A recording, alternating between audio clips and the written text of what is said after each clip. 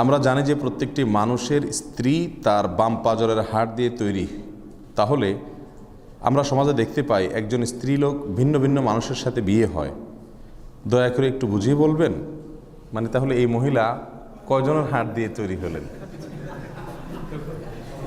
সুন্দর একটি প্রশ্ন। এই প্রশ্নটা অনেকেই করেন।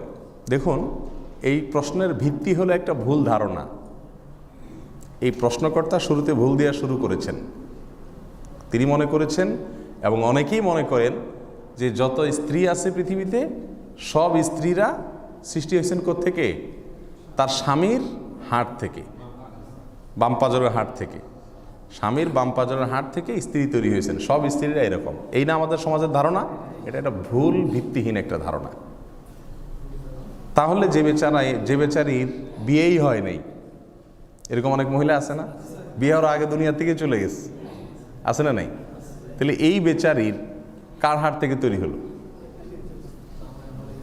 তারপরে যাইয়া আপনার যে মহিলা 2-3 জায়গায় বিয়ে হয়েছে, এই মহিলা কয়জনের হাড় দিয়ে তৈরি হলো?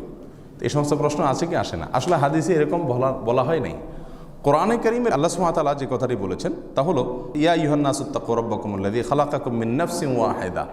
হে মানুষ সকল, তোমরা ওই আল্লাহকে, তোমাদের ওই রবকে ভয় করো, যিনি তোমাদেরকে সৃষ্টি করেছেন, সবাইকে, গোটা মানব জাতিকে সৃষ্টি করেছেন একজন মানুষ থেকে। একজন থেকে সবাইকে সৃষ্টি করেছেন। সে একজন কে? আদম আলাইহিস সালাম। তার মানে হাওয়াও সৃষ্টি হয়েছেন কার থেকে? আদম থেকে। তারপরে এবার তাদের দুজন থেকে সৃষ্টি হয়েছে। তাহলে বাম পাঁজরের হাড় কথাটি প্রযোজ্য শুধু কার ক্ষেত্রে? আদম হাওয়ার ক্ষেত্রে। যে মা হাওয়া, তাকে আল্লাহ তাআলা সৃষ্টি করেছেন কোত্থেকে? আদম আলাইহিস সালামের বাম পাঁজরের হাড় থেকে। আদম আসলামকে মাটি থেকে তৈরি করেছেন, তার বাম পাঁজরের হাড় থেকে তৈরি করেছেন তার স্ত্রী হাওয়াকে। এরপরে এই দুজন থেকে শত শত হাজার হাজার বা লক্ষ লক্ষ কোটি কোটি অগণিত নারী পুরুষ সৃষ্টি করেছেন কে? আল্লাহ সুবহানাহু ওয়া তাআলা। এই আয়াত থেকে বোঝা গেল যে বাম পাঁজরের হাড় দিয়ে তৈরির বিষয়টা শুধুমাত্র কার ক্ষেত্রে ঘটেছে? হাওয়ার ক্ষেত্রে ঘটেছে। এখন আপনার স্ত্রীও আপনার বাম পাঁজরের হাড় থেকে সৃষ্টি হয়েছে এরকম না। আপনি বাম পাঁজর হাতায় লাভ না যে হাড় গেল কই। হাড় আছে জায়গা মতো, দেখেন, কোনো অসুবিধা নেই। কারণ হলো আপনার স্ত্রী আপনার পাঁজরের হাড় থেকে তৈরি হয় নাই। কথা কি বুঝাতে পারছি? এছাড়া রাসূল করিম সাল্লাল্লাহু আলাইহি সাল্লামের যে হাদিস আছে, সেই হাদিসের ভিতরে যে ভাষ্য রয়েছে, সে ভাষ্যটা হলো যে মহিলাদেরকে সৃষ্টি করা হয়েছে বাম পাঁজরের হাড় থেকে। এর মানে এই না যে প্রত্যেক মহিলাকে একজন একজনকে যার যার বাম পাঁজরের হাড়, তার মানে তাদের গোড়া উৎপত্তি হলো বাম পাঁজরের হাড় থেকে। যার কারণে সমস্ত মহিলাদের ভেতরে ওই যে একটা বৈশিষ্ট্য সেটা থেকে যায় যে বেশি সোজা করতে গেলে কি হয়ে যাবে?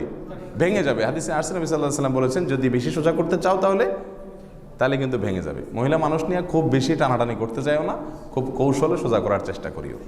কোনো সন্দেহ আছে? আমরা বাস্তবতা দ্বারা সেটা প্রমাণিত না আমাদের কাছে।